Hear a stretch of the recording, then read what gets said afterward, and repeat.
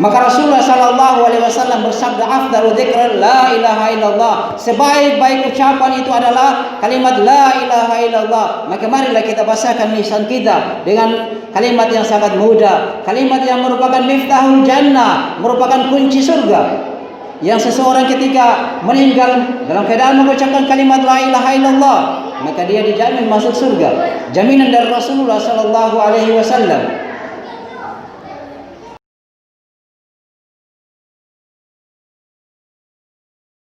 Bismillahirrahmanirrahim.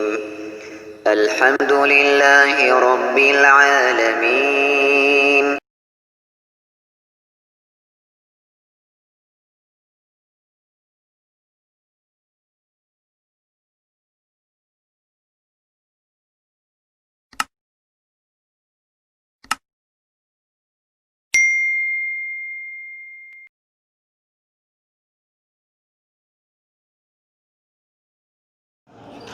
Nikmat yang Allah Subhanahu wa taala berikan kepada kita sangatlah banyak, yang kita tidak sanggup untuk menghitungnya. Allah Subhanahu wa taala berfirman, "Wa in ta'uddu ni'matallahi la tuhsuha." Jika kalian menghitung-hitung nikmat Allah, maka sungguh kalian tidak akan sanggup untuk menghitungnya. Dan juga Rasulullah sallallahu alaihi wasallam bersabda, "Ni'matan maqbulun fihima katsirun minan nas, as-sihat wal farag." Dua kenikmatan yang kebanyakan manusia lalai darinya, yaitu waktu kesehatan dan waktu luang. Ketika mereka memiliki kesehatan, mereka lupa kepada Allah Subhanahu wa taala. Padahal Allah Subhanahu yang memberikan nikmat kesehatan itu. Mereka lupa untuk beribadah kepada Allah, seakan-akan mereka akan hidup lebih panjang lagi. Ketika Allah Subhanahu wa taala memberikan mereka kesehatan, mereka lupa bahwa tetangga mereka adalah fakir miskin, bahwa tetangga mereka butuh bantuan pertolongan. Tapi mereka lupa kepada Allah Subhanahu wa taala. Nanti Allah beri teguran, baru mulai sadar bahwasanya Allah telah menegurnya dengan harta yang diberikannya. Dan tatkala memiliki waktu luang, kita lupa untuk beribadah kepada Allah, lupa untuk mengaji, sebaik-baik zikir, sebaik-baik bacaan, karena kita terkadang terpengaruh dengan sahabat kita. Maka Rasulullah SAW senantiasa mengingatkan para sahabat dan juga termasuk kaumnya, termasuk kepada kita semua yang mengikuti Nabi SAW, untuk memilih teman yang baik, yang senantiasa mengantarkan kepada kebaikan. Jamaah yang semoga dirahmati Allah Subhanahu wa taala. Kurang lebih 10 atau 15 menit, insyaallah saya akan membawakan sebuah hadis yang sangat indah. Sebuah hadis yang diriwayatkan oleh Imam Muslim dari sahabat Abu Hurairah radhiyallahu anhu. Rasulullah sallallahu alaihi wasallam bersabda, "Laqinu mautakum la ilaha illallah." Ketika para sahabat duduk bersama Rasulullah sallallahu alaihi wasallam, kemudian Rasulullah sallallahu alaihi wasallam menyampaikan sebuah pesan yang indah. Laqinu mautakum bila ilaha illallah. Talkinkanlah orang yang hendak meninggal dengan kalimat la ilaha illallah. Kalimat yang sangat pendek. Jamaah yang semoga dirahmati Allah Subhanahu wa taala. Kalimat la ilaha illallah tidak asing lagi di telinga kita sebagai seorang muslim yang bersyahadah kepada Rasulullah sallallahu alaihi wasallam, yang mengaku sebagai muslim. Maka kalimat tauhid tidak asing lagi di telinga kita dan tidak susah untuk diucapkan. Sesungguhnya Rasulullah sallallahu alaihi wasallam bersabda, "Laqinu mautakum bila ilaha illallah." Talkinkanlah orang yang hendak meninggal dengan kalimat la ilaha illallah. Tiada Tuhan yang berhak diibadahi kecuali Allah Subhanahu wa taala. Susunan kalimat la ilaha illallah, hikmah di sini adalah subhanallah, Allah Maha Pengasih lagi Maha Penyayang. Allah Subhanahu wa taala memilih satu kalimat yang tersusun hanya 3 huruf yang semua orang mampu dan mudah untuk mengucapkannya. Tidak harus perlu belajar tajwid dengan sesusah payah. Tidak harus orang Arab saja yang lisannya indah mengucapkan bahasa Arab. Orang Ajam juga, non Arab juga mudah untuk mengucapkan kalimat ini. Yang terdiri dari alif, la dan ha. 3 huruf yang sangat mudah. Tidak perlu belajar tajwid. Tidak seperti harful dha, harful dha, harful shin yang perlu menyesuaikan lidah di dalam penyusunan pengucapan itu. Tapi subhanallah, begitu indah Allah Subhanahu wa taala memudahkan dengan kalimat yang 3 huruf tersebut tersusun. Rasulullah sallallahu alaihi wasallam pun bersabda, talkinkanlah orang yang hendak meninggal dengan kalimat la ilaha illallah. Rasulullah sallallahu alaihi wasallam pun bersabda, afdalu dzikr la ilaha illallah. Sebaik-baik zikir adalah kalimat la ilaha illallah. Tiada yang berhak diibadahi kecuali Allah Subhanahu wa taala. Para ulama mengatakan makna kalimat tauhid, kalimat la ilaha illallah, la ma'budu bihaqqin illallah. Tidak ada yang berhak diibadahi kecuali Allah Subhanahu wa taala. Ketika Rasulullah sallallahu alaihi wasallam berada di Makkah, kemudian beliau mengumpulkan kaum Quraisy dan mengatakan kepada mereka, qulu la ilaha illallah tuflihu. Katakanlah kalimat la ilaha illallah, kalian akan beruntung.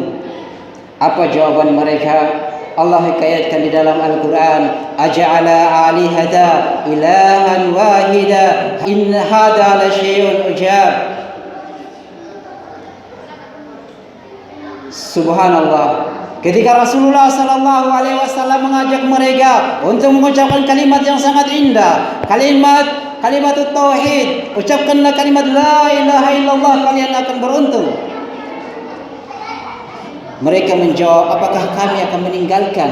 Kita akan meninggalkan ilah-ilah yang banyak itu hanya karena ilah yang satu? Ini adalah sesuatu yang sangat mengherankan.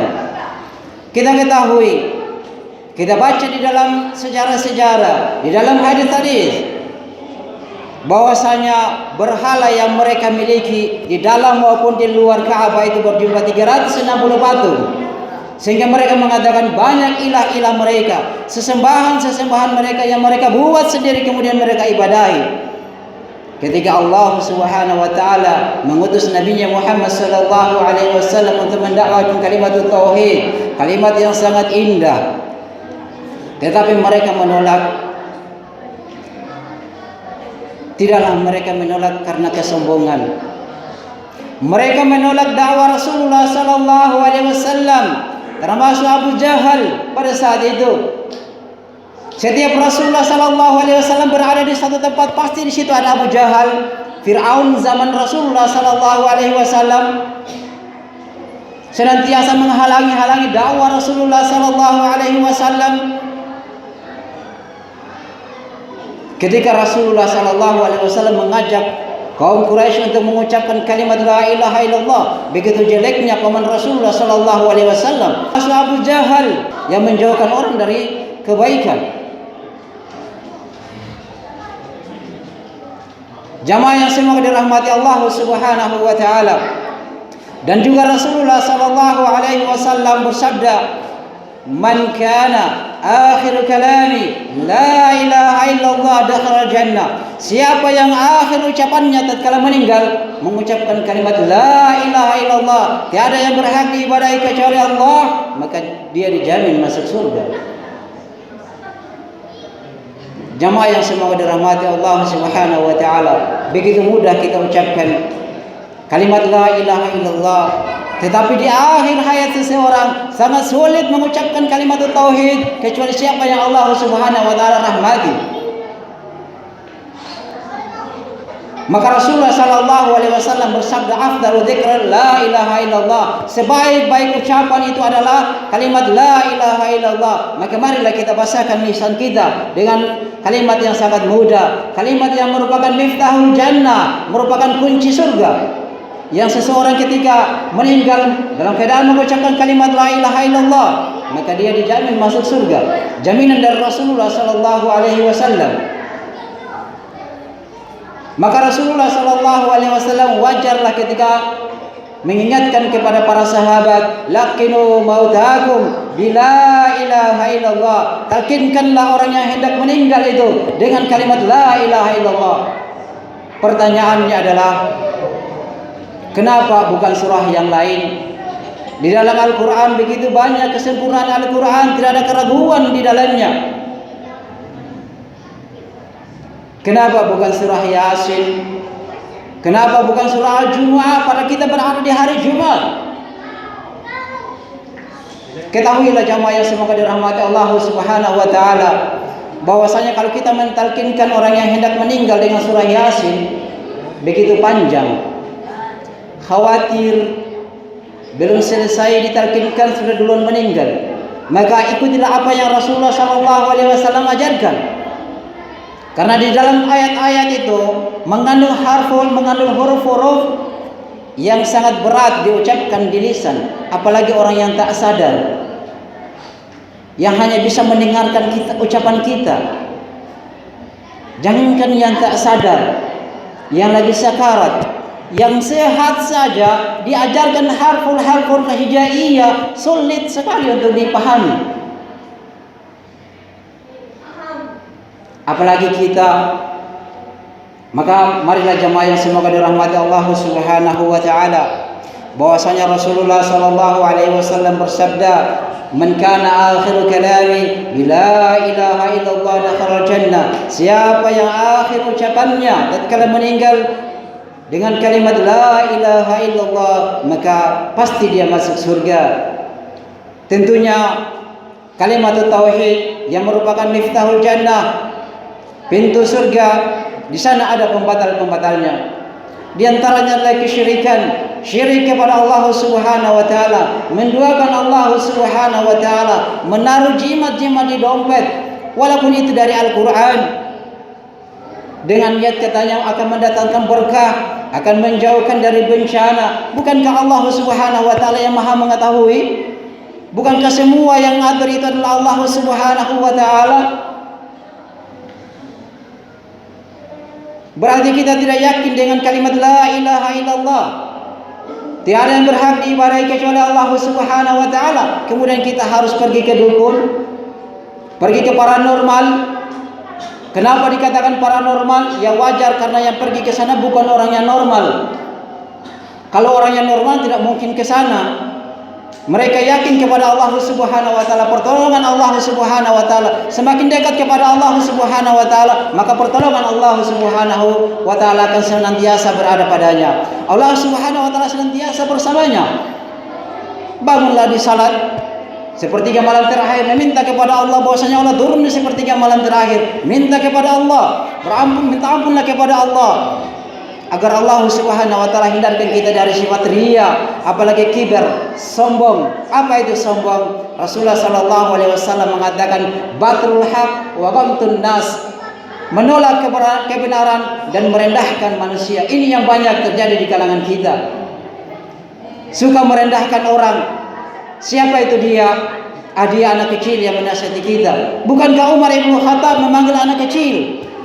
Amirul Mukminin memanggil anak kecil, wahai anak kecil, sinilah engkau, doakanlah saya ampun, mintakanlah saya ampun kepada Allah.